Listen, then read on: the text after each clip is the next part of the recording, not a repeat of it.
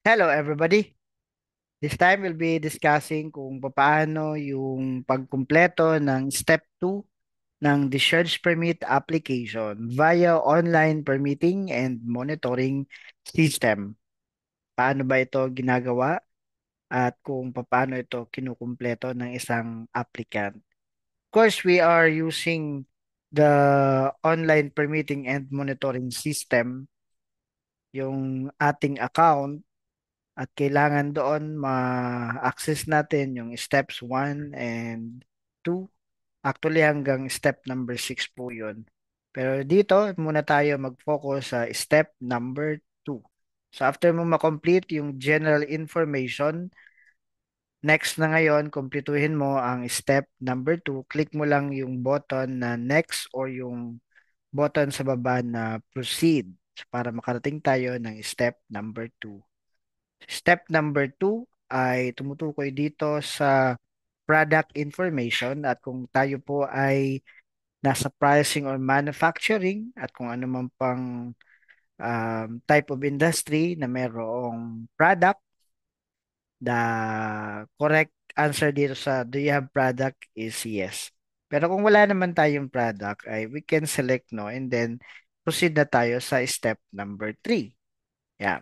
Ngayon kung meron tayong product, at nakikita naman po yan sa ating mga environmental compliance certificate or certificate of non-coverage kung ilan ang ating production, kung ano ang klaseng product meron tayo. So, sa mga gasoline station, may product din silang binebenta. Sa mga processing and manufacturing, meron silang pinaprocess or pina-finalize na product.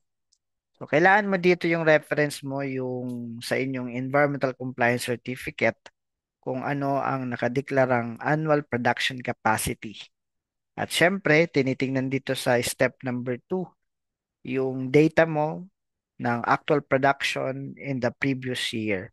So, if you are applying for new discharge permit this year, ang data mo yung nakarang taon. And if you are applying for renewal ng discharge permit, ganun pa din yung last year na actual production.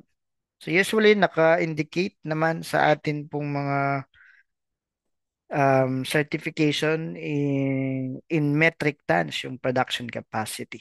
And ano pong klase yung type of process natin kung ito ay by batch. Pwede nating dagdagan ng iba't iba pang mga products ang form na to sa step number 2. Just select add this button. And then, maglagay tayo ng product name. So, halimbawa, Perlite. At ang annual production capacity natin ay 10,000 metric ton. And then, ano ang actual production in the previous year? Halimbawa, 9,000 metric ton. At ano yung type of process? Kung batch by batch or continuous. Then, click Save.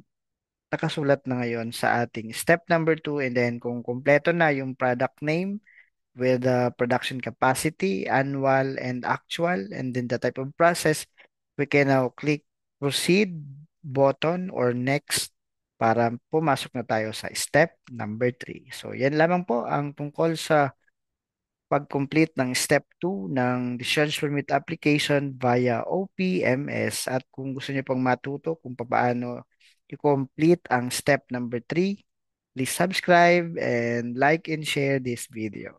Thank you very much and have a good day.